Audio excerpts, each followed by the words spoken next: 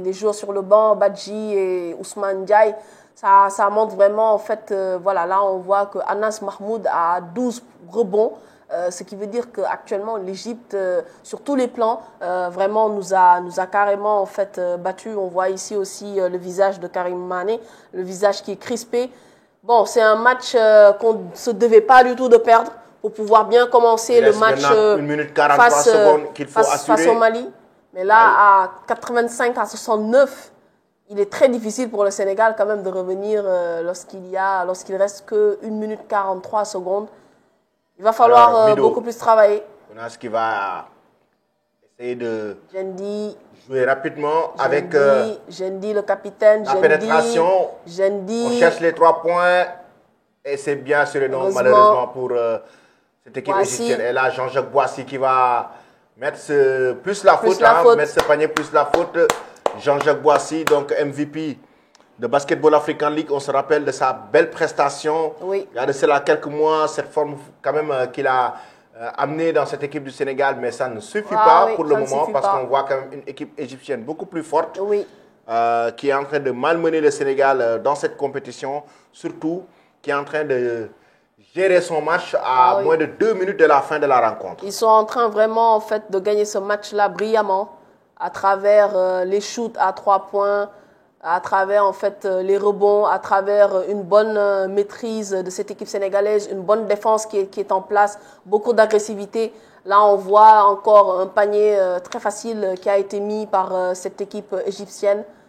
Et ça repart. Qui est en train de terminer. Branco, on ressort sur Boissy. Boissy qui va mettre ce tir primé, donc il reste 50 secondes pratiquement dans ce match. C'est encourageant. Oui, c'est encourageant. Oui, c'est encourageant pour le match face au Mali.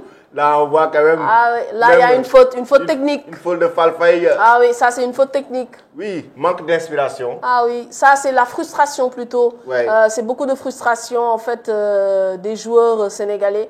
Parce que quand même, on pouvait vraiment battre cette équipe égyptienne à travers, en montrant beaucoup plus d'agressivité. Mais malheureusement, on l'a pas très fait aussi. Bon, il y a eu la blessure, la sortie prématurée de Gora Kamara plutôt.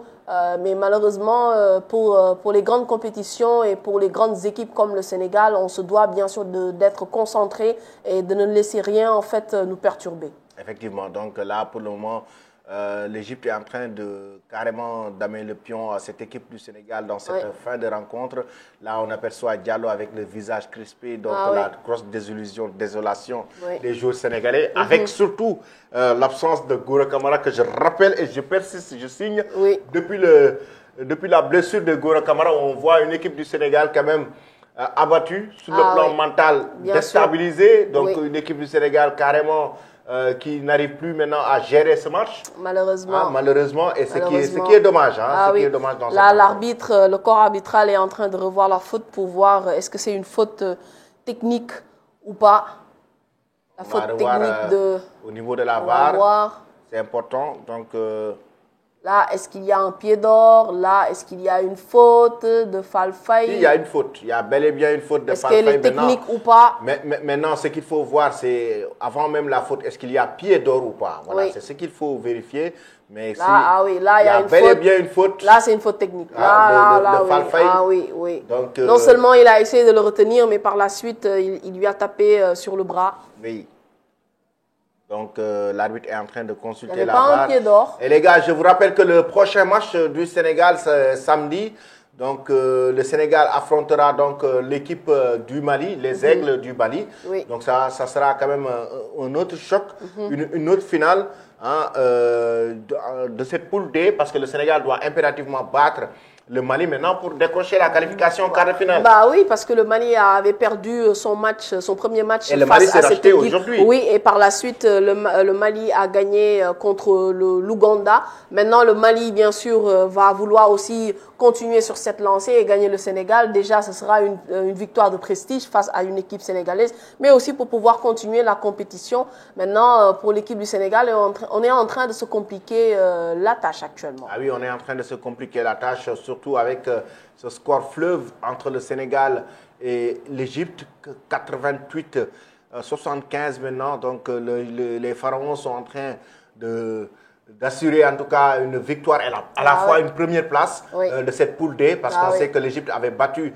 lors du match d'ouverture sa première rencontre cette équipe malienne. Donc là, pour le moment, le Sénégal est en train d'essayer de bien terminer le match avec Branco qui va jouer avec Pape Moustapha Diop. Il reste pratiquement 30 secondes dans ce match. Ah oui, Marcela qui perd ce ballon, ça va être en faveur encore des Pharaons. Une bonne défense, une équipe physique, une équipe qui gagne beaucoup de rebonds, une équipe qui assure les tirs à 3 points. Encore panier, plus la faute. L'Égypte est en train de malmener vraiment là, cette équipe du Sénégal. actuellement, l'Égypte est en train vraiment de nous dominer sur tous les plans. Et sur le plan, que ça soit sur le plan tactique, sur le plan physique, mais aussi une équipe égyptienne qui est très forte du côté d'une bonne adresse, avec les tirs primés, les paniers faciles qu'ils assurent. Le Sénégal est en train de sombrer. Oui, là, ça se montre en fait, ça se voit plutôt à travers cette faute que vient de commettre Boissy. C'est une faute en fait de désolation, de frustration, parce que réellement on n'a pas été à la fois en fait à la hauteur face à une équipe égyptienne qui a été dès le départ très bien en place, à la fois tactiquement, physiquement. Donc vraiment, ils ont été les meilleurs. Il faut quand même le reconnaître. Cette équipe égyptienne a vraiment été meilleure. Regarde, là, c'est un panier. C'est un panier pratiquement facile que nous venons en fait de mettre. Heureusement, on l'a mis. Pour moi, en fait, il avait raté. Donc le Sénégal qui est maintenant à 77. 91-77. Donc 16 secondes, 15. Donc il reste quand même pratiquement 10 secondes dans ce match. Entre les Pharaons et les Lions de la Teranga, l'Égypte qui vraiment est en train de laminer et qui d'ailleurs a laminé cette équipe du Sénégal sur un score de 91-77.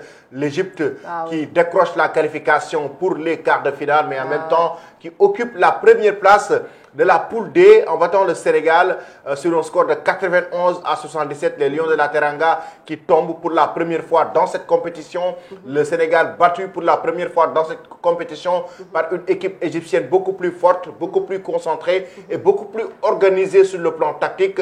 Le Sénégal de Dessagana qui perd son premier match. Oui, effectivement, là on vient de perdre notre premier match dans cette compétition-là.